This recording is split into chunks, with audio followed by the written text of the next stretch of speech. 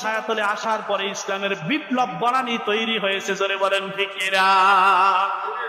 হযরত আলী যখন ইসলাম গ্রহণ করলেন, হযরত আলী গ্রহণ করার পর হযরতে আলী, হযরত ওমর যখন ইসলাম গ্রহণ করলেন, আল্লাহর নবীকে ডাক দিয়ে বললেন, ইয়া রাসূলুল্লাহ সাল্লাল্লাহু আলাইহি সাল্লাম, এতদিন গোপনে গোপনে আযান হতো, এতদিন গোপনে গোপনে ইবাদত হতো, আর কোন গোপনে ইবাদত হবে না।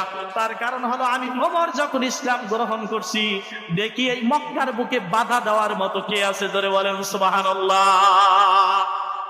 এজন্য যুবক ভাইয়ের আমার, যৌবন বয়সটাকে ইসলামের কাজে লাগাইতে হবে, ইসলামের কাজে লাগাইতে হবে।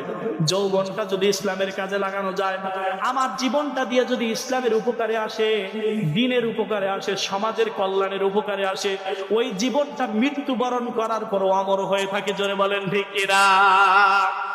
এক ওসমান হাদির দিকে তাকায় দেখেন, একজন মৃত্যুবরণ করেছে, কিন্তু যুগ যুগান্তরে ওসমান হাদি লক্ষ লক্ষ দাঁড়ায় গেছে এবং লক্ষ কোটি কোটি মানুষের হৃদয়ে তার ভালোবাসা দখল করেছে, ঠিক কিনা? এজন্য কবি বলছে, মরিয়া অমর হবে লোকে যদি ঘষে, বাঁচিয়াও লাভ নাই লোকে যদি দোষে। লোকে যদি দোষে তাহলে বাঁচিয়া থাকিয়াও লাভ নাই, আর লোকে যদি ঘষে, লোকে যদি তোমার প্রশংসা করে, তাহলে মরিয়াও তোমার কোনো ক্ষতি নাই, কারণ মরিয়াও তুমি অমর হয়ে থাকবা মানুষের মাঝে, ঠিক কিনা? এজন্য আল্লাহ পাক ডাক দিলেন, ওয়ান শাবাবিহি ফিমা আবলা।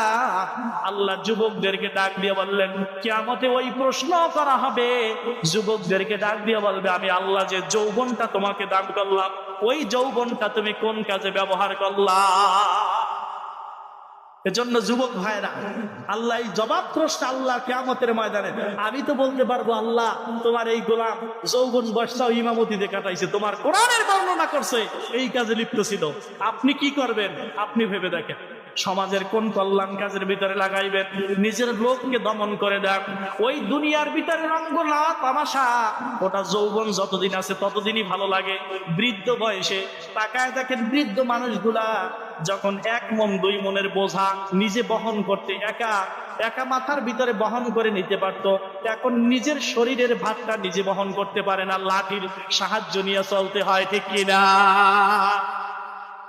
এক সময় 2 মণের বোঝা মালুম হইতো না, এখন নিজের শরীরটা নিয়ে হাঁটতে পারে না, লাঠির সাহায্য নিয়ে চলতে হয়। অবস্থানটা কি বোঝা গেল?